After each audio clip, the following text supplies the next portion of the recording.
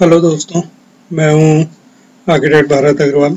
अब की बार हम लगभग 1 साल बाद मिल रहे हैं और मैं जो है ये बहुत ही इम्पोर्टेंट एक वीडियो लेके आया हूं जिसके बारे में हम बात करने वाले हैं, जिसमें हम बात करेंगे रिविट के फंडामेंटल्स के बारे में। रिविट के फंडामेंटल्स के बारे में जब हम बात कर रहे हैं तो उसका मतलब ये नहीं है कि ये कोई रिविट के बिल्कुल जो इससे क्या कर सकते हैं ये बताने की कोशिश कर रहा हूँ, बल्कि ये है कि रिविट जो है वो बेसिकली काम कैसे करता है, उसके टर्मिनोलॉजी क्या है, फंडामेंटल टर्मिनोलॉजी क्या है और किस तरह से काम करता है। मतलब कि ये जो है ये रेविट के अंडे का फंडा है ये वीडियो। चलिए देखते हैं इसके में आगे क्या है। ठीक है, जब हम बीएम मॉडलिंग के बारे में बात करते हैं तो मुझे लगता है कि हम सभी को पता है कि बीएम मॉडलिंग क्या होती है। बीएम मॉडलिंग बेसिकली एक सिंगल डेटाबेस है, ये हमें पता है। इसमें हम लाइनों से बिल्डिंग रिप्रेजेंट नहीं करते बल्कि एक्चुअल एलिमेंट्स वगैरह जो है यूज़ करके बिल्डिंग क्रिएट करते हैं कंप्यूटर में, और बिल्डिंग इस तरह से क्रिएट करते हैं कंप्यूटर में as if it is created on site. कुछ बहुत ही फंडामेंटल चीज़ें हैं जिनके बारे में हमारे को समझना ज़रूरी है जिस टूल पे काम करने के पहले। पहली बात तो यह है कि आपको एक थर्ड डायमेंशन का विजुलाइजेशन की थोड़ी सी ट्रेनिंग होना ज़रूरी है, so that you know that how your building is looking like and what you are actually planning. तो आपको जो है you must know about what you want to model. Then मैंने जैसे देखा कि हम लाइन और बिल्डिंग रिप्रेजेंट नहीं कर रहे हैं, बिल्डिंग एक्चुअल एलिमेंट से बना रहे हैं, इसलिए इसमें वर्किंग जो है डिफरेंट है। और जैसे आप कंस्ट्रक्शन करते हैं उसी तरह से आप बिल्डिंग को मॉडल करें। जैसे पहले वॉल बनाते हैं, फिर छत डालते हैं, कॉलम खड़ा करते हैं, सब उसी तरह से बिल्डिंग को मॉडल करें, ज़्यादा आसानी होगी, ज़्यादा अच्छे से कर पाएंगे। रिपीटेटेड मॉडलिंग ना करें और फजिंग बिल्कुल ना करें। जैसे कि यदि आप रूम एक मान लीजिए 3 मीटर बाई 3 मीटर का रूम बनाना था, पर गलती से 2.9 बाई 2.9 का बन गया, तो आप डायमेंशन तो उसका 3 मीटर बाई 3 मीटर कर सकते हैं, पर एक्चुअल जो उसके बाकी की जो डेटाबेस जो जनरेट करेगा वो एक्यूरेट नहीं होगा। जैसे कि वॉल की क्वांटिटी एक्यूरेट नहीं होगी, रूम का फ्लोर एरिया या रूम का वॉल्यूम जो है वो एक्यूरेट नहीं मिलेगा। आप छोटी से छोटी डिटेलिंग जो है वो इसमें कर सकते हैं, पर एक रूल है जिससे बोलते हैं 50 mm रूल। इसका मतलब ये है कि कोई भी एलिमेंट जो कि 50 mm से छोटा है उसका मॉडलिंग ना करें, उसको डिटेलिंग वाले टूल से रिप्रेजेंट करें। मैं तो ये बोलूँगा कि 50 mm का 100 mm से छोटा एलिमेंट जो है उसको डिटेलिंग करने, उसको मॉडलिंग करने के बजाय डिटेलिंग टूल उसके लिए यूज़ करना चाहिए। प्रोसीजर समझें, उसके बाद काम करें। जो भी सीख रहे हैं एक दूसरे से कोऑपरेट करें, अपने दोस्तों को बताएं, जो दूसरे लोग सीख रहे हैं उनसे भी सीखें। इस तरह से आपका जो वर्क फ्लो है वो इम्प्रूव हो गया और अगली बार जो है काम आप ज़्यादा बेहतर कर पाएंगे। मोस्ट ऑफ द टर्म्स जो हम इस सॉफ्टवेयर में यूज़ कर रहे हैं they are very common terms which we use day to day. रोज़मर्रा के आर्किटेक्ट्स के ऑफिस में जो रोज़मर्रा के जो टर्म्स यूज़ होते हैं वही हैं, पर कुछ टर्म्स डिफरेंट हैं, उनके लिए हम बोल सकते हैं। जैसे प्रोजेक्ट की यदि बात करें तो प्रोजेक्ट जो है वो बेसिकली एक कंप्लीट डेटाबेस है। इसका मतलब ये है कि ज़्यादा सिंपल वर्ड में बोलें तो आपने जब काम शुरू करना किया और फाइल जिस नाम से आपने सेव करी वो फाइल जो है वो आपका कंप्लीट प्रोजेक्ट है। इसके अलावा लेवल्स हैं।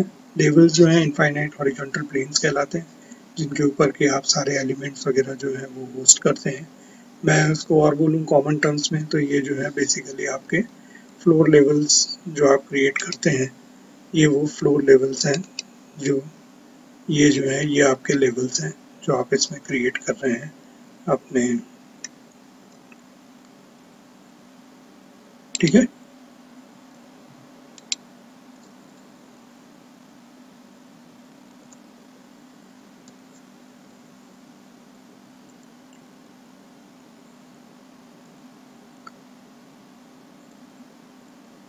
अगला टर्म है एलिमेंट। बिल्डिंग में जो भी मतलब हम एलिमेंट इसमें project building information model create करने के लिए हम जो भी एलिमेंट्स यूज़ करते हैं, चाहे वो वॉल्स हों, डोर्स हों, विंडोज़ हों, टेक्स्ट हों, डायमेंशन हो, ये सारे जो हैं ये एलिमेंट क्रिएट किए जो प्रोजेक्ट क्रिएट करने के लिए यूज़ होते हैं वो एलिमेंट कहलाते हैं। दो तरह के कंपोनेंट्स एलिमेंट्स जो हैं वो दो तरह के होते हैं। एक जो है वो मॉडल कंपोनेंट या एलिमेंट कहलाते हैं, जैसे कि doors, Windows, desk, roof, wall, ये सारे जो है मॉडल एलिमेंट कहलाते हैं। दूसरे तरह के जो एलिमेंट हैं वो एलिमेंट कहलाते हैं जो कि बिल्डिंग के आपके एनोटेशन एलिमेंट कहलाते हैं, जो कि बिल्डिंग के डॉक्यूमेंटेशन के लिए या बिल्डिंग की डिटेलिंग के लिए उपयोग होते हैं। फैमिलीज जो हैं, फैमिलीज जो हैं वो एक तरह की जो भी जितने भी एलिमेंट हैं वो कोई ना किसी वो फैमिली में वो किसी ना किसी फैमिली के मेंबर्स हैं। इस जैसे कि और जो डिफरेंट एलिमेंट हैं उनकी फैमिली टाइप्स के अंदर डिफरेंट टाइप्स जो हैं वो एक ही फैमिली में डिफरेंट टाइप के एलिमेंट जो हैं हो सकते हैं, जिनका प्रॉपर्टीज जो है एक तरह की फैमिली के एलिमेंट्स की बेसिक प्रॉपर्टीज जो हैं वो एक जैसी होती हैं, और पर उनके जो मतलब फैमिली का जो नाम होता है उसका मीनिंग और नाम जो है वो लगभग एक जैसा होता है। जैसे कि मैं आपको इसको समझाने के लिए ज़्यादा अच्छा तरीका ये होगा कि मैं ये है, जैसे ये मेरा मैं बात कर रहा हूँ, जैसे ये वॉल है, ये एक आपका 3D एलिमेंट है, ये आपका दरवाजा है, ये 3D एलिमेंट है, ये कंपोनेंट है। अब इसमें हम ये बात करें तो ये जैसे दरवाजा है, ये इसको जब मैं क्लिक करता हूँ तो यहाँ आप देखेंगे एम सिंगल फ्लश D2 750/2100, मतलब फैमिली है एम सिंगल फ्लश, इसका एक मेंबर है 750/2100 का दरवाजा, जिसका कि नाम जो है D2 दिया हुआ है। और ये जो है ये भी am single family, am single flush door की जो फैमिली है उसका ही मेंबर है, और बस इसका साइज डिफरेंट है। मतलब टाइप जो है एक ही फैमिली की, ये दो मेंबर के टाइप प्रॉपर्टीज अलग अलग हैं, दोनों के मतलब साइज अलग अलग हैं, पर दोनों की फ्रेम का टाइप एक ही है, दोनों के जो दरवाजे का जो मटेरियल है, जो दोनों के दरवाजे का जो कैरेक्टर है वो एक ही है। ये अलग तरह ये भी एक डोर फैमिली है, पर ये डिफरेंट फैमिली है क्योंकि ये स्लाइडिंग डोर, ग्लास की स्लाइडिंग डोर की फैमिली है। ये एक ग्लास का एक ग्लेज डोर जो है ये है, जो कि हिंज डोर है, ये एक अलग फैमिली है। इसी तरह से विंडोज़ की हम बात करें तो ये विंडोज़ की बात में यदि हम बात करेंगे तो ये विंडो है, जिसकी कि ये स्लाइडिंग विंडो है और ये बे विंडो है, दोनों के अलग अलग फैमिली हैं, पर इनके इसमें जैसे ये विंडो है W2 है, इसमें डिफरेंट मेंबर्स हो सकते हैं, डिफरेंट टाइप हो सकते हैं इसी फैमिली के। क्लियर?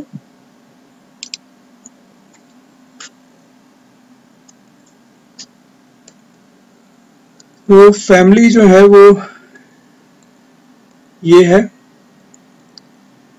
Component family. अब फैमिलीज भी जो है वो दो तरह की होती हैं, एक होती है कंपोनेंट फैमिलीज जो कि मतलब कुछ ये कंपोनेंट फैमिलीज जो हैं ये टेम्पलेट सॉफ्टवेयर के साथ में इन कंपोनेंट्स को बनाने के लिए टेम्पलेट की फैमिली टेम्पलेट्स की फाइल आती है, जिससे आप अपने खुद के टाइप ऑफ कंपोनेंट जो है क्रिएट कर सकते हैं। और एक तरह की जो फैमिली है वो कहलाती हैं सिस्टम फैमिलीज। जो सिस्टम फैमिलीज है उनको आप अपनी खुद की नहीं क्रिएट कर सकते हैं, पर उनको टाइप्स आप क्रिएट कर सकते हैं। जैसे सिस्टम फैमिलीज में walls, roofs, floors, staircase, dimension, ये सारी चीज़ें जो है ये फैमिली सिस्टम फैमिलीज हैं, इनको आप इनके टाइप्स क्रिएट कर सकते हैं पर इनके नए नहीं कर सकते। पर कंपोनेंट फैमिली जैसे दरवाजे हैं, ये सारी चीज़ों को आप अपना खुद के तरह के नए डिज़ाइन के दरवाजे या नए डिज़ाइन की विंडोज़ जो है वो आप क्रिएट कर सकते हैं। जैसे कि ये है, ये वॉल है, ये वॉल एक बेसिक वॉल है। इस बेसिक वॉल को ये सिस्टम फैमिली है, इसमें आप मतलब इस तरह की कोई वॉल नहीं क्रिएट कर सकते कि आपने मान लीजिए एक जिप्सम बोर्ड की पार्टीशन वॉल क्रिएट करना है, जिसमें आप चाहते हैं कि जो बेसिक फ्रेम है वो बेसिक फ्रेम भी क्रिएट करें आप, उसके दोनों तरफ आप जिप्सम बोर्ड की लेयर्स जो है वो भी क्रिएट करें, तो शायद उस तरह की फैमिली क्रिएट करना आपके लिए हमारे लिए पॉसिबल नहीं होगा क्योंकि वो सिस्टम फैमिली है। पर बाकी दरवाजे जो है, मान लीजिए ये दरवाजा है, इसमें मुझे आर्च चाहिए, एक तरह का दरवाजा क्रिएट करना चाहता हूँ जिसका टॉप जो है वो आर्च में हो, या ये जैसे ये दरवाजा है जिसमें एक सिंगल पैनल दिख रहा है ग्लास का, मुझे लग रहा है कि 4 पैनल होने चाहिए, तो ये मैं अपने डिज़ाइन के क्रिएट कर सकता हूँ। तो ये जो है ये कंपोनेंट फैमिली है, ये सिस्टम फैमिली है। सिस्टम फैमिली और कंपोनेंट फैमिली के अंदर ये फर्क होता है।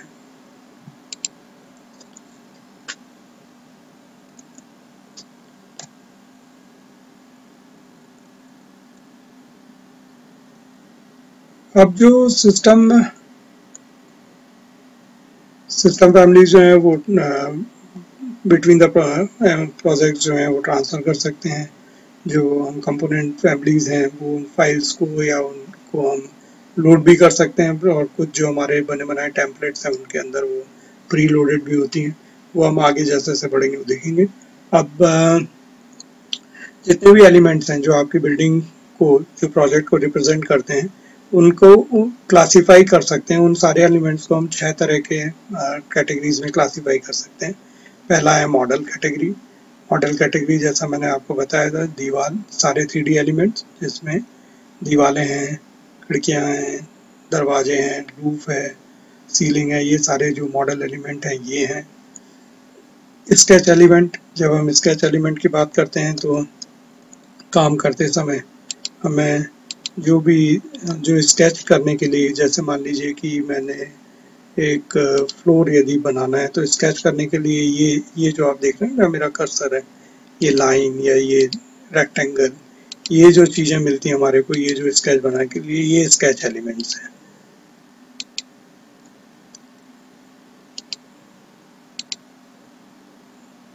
तो एक हो गए ये मॉडल एलिमेंट है, ये जो 3D में दिख रहे हैं।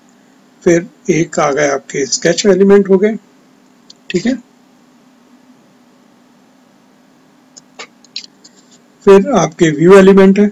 व्यू एलिमेंट मतलब जो कुछ भी आप कंप्यूटर की स्क्रीन पे देख रहे हैं रेविट प्रोजेक्ट में, वो एक व्यू है। व्यू का मतलब यहाँ पे ये नहीं है कि केवल 3D व्यूज जो हैं वो व्यूज हैं। शीट जो है वो भी एक व्यू है, शेड्यूल जो है वो भी एक व्यू है, प्लान भी एक व्यू है, सेक्शन भी एक व्यू है, पर्सपेक्टिव भी एक व्यू है, आइसोमेट्रिक भी एक व्यू है। जितनी भी चीज़ें आप स्क्रीन पे देख रहे हैं या जिनको भी आप प्रिंट कर सकते हैं, these are all called views.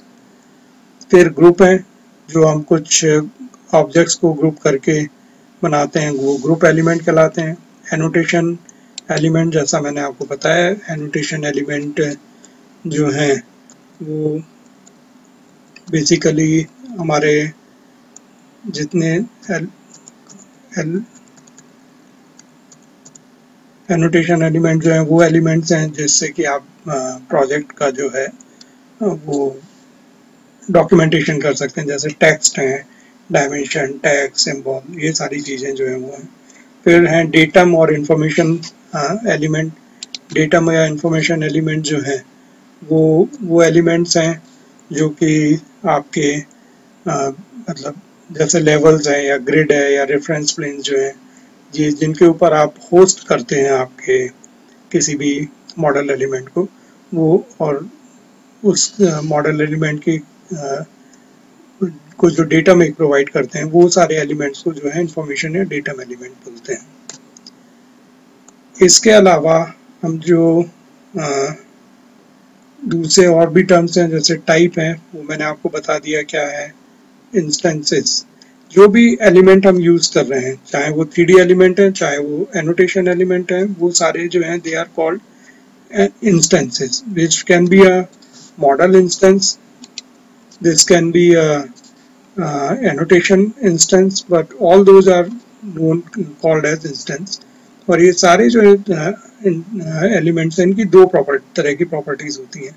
एक प्रॉपर्टी होती है ऑल द एलिमेंट्स जो हैं इनकी, एक तो इंस्टेंस प्रॉपर्टी होती है। इंस्टेंस प्रॉपर्टी का मतलब ये है कि उस पर्टिकुलर प्रॉपर्टी को यदि हम चेंज करेंगे तो केवल उसके अंदर आपका उस पर्टिकुलर एलिमेंट में ही चेंज आएगा।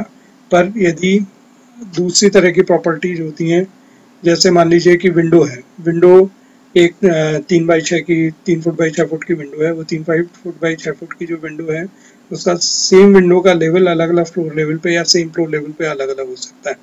तो उस इंस्टेंस की मतलब विंडो की कर्सर लेवल जो है उसकी इंस्टेंस प्रॉपर्टी हो जाएगी। इसको अभी मैं आपको और एक्सप्लेन करता हूँ। जैसे कि हम ये देखें कि मान लीजिए ये एक विंडो है, ये एक बे विंडो है। इस बे विंडो में हमारा